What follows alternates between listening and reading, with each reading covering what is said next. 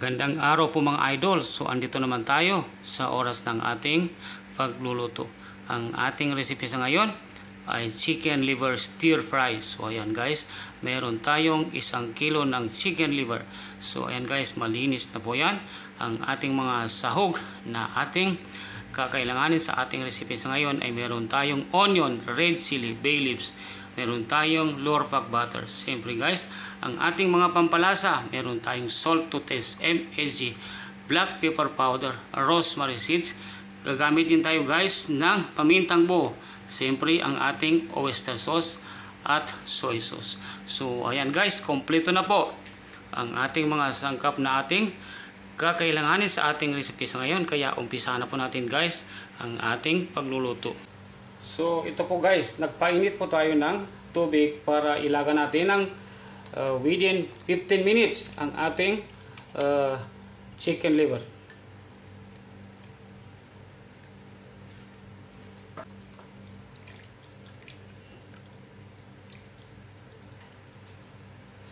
Lagyan natin guys ng 2 spoon ng salt. So ang purpose nito guys ay para matanggal ang lansa ng ating chicken. So siyempre meron din tayong bay leaves. Lagyan din natin ng pamintang buo. So ayan guys, pananggal po ng lansa ang mga sahog na una nating nilagay. So habang nilalaga natin ang chicken liver.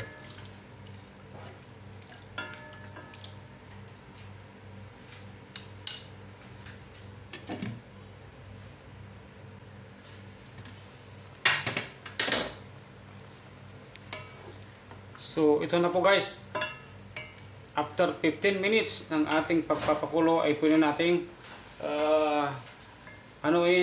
paghiwalayin ang tubig sa laman ng ating atay ng manok. So gagamit tayo guys ng strainer.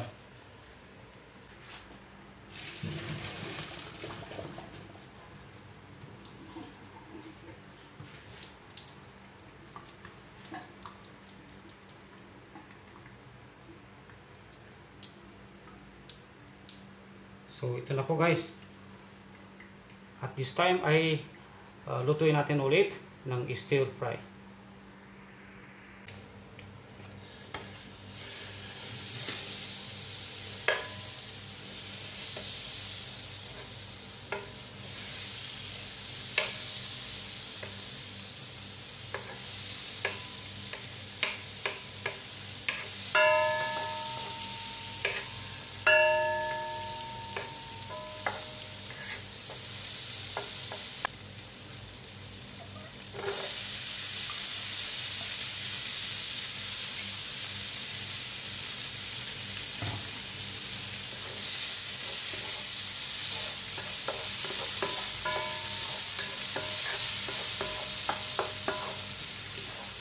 Ayan guys, pinagsabay ko na po ang ating onion at red chili.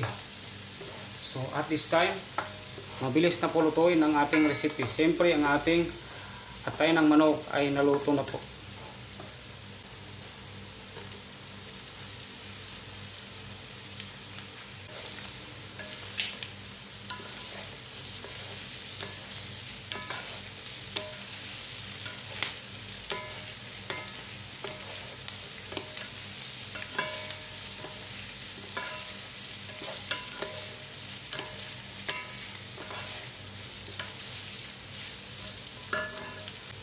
Maglagay po tayo ng salt.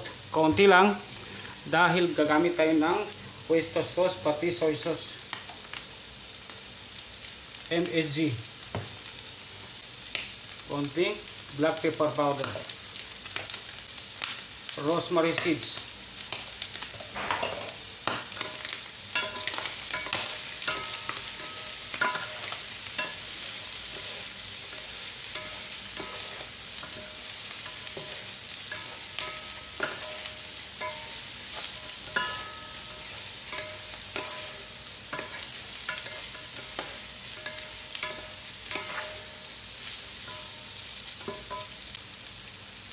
Lagyan natin ng soy sauce.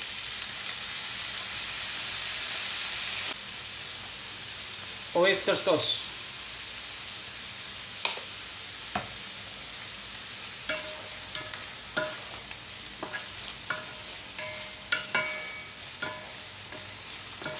Actually guys, napansin niyo na hindi ko po nilagyan ng garlic. Ay dapat may garlic dahil po request po ng aking wife na wag po daw lagyan ng garlic. So ba't ko ito nilito guys? Request po ng aking beloved wife na ipagluto siya ng ganitong recipe pero wag lagyan ng garlic. So ito na ang kanyang kahilingan o kanyang request.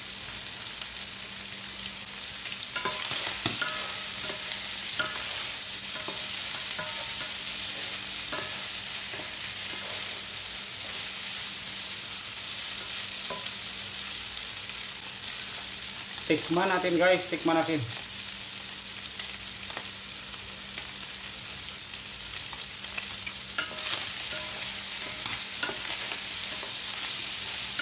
Sobrang sarap, promise.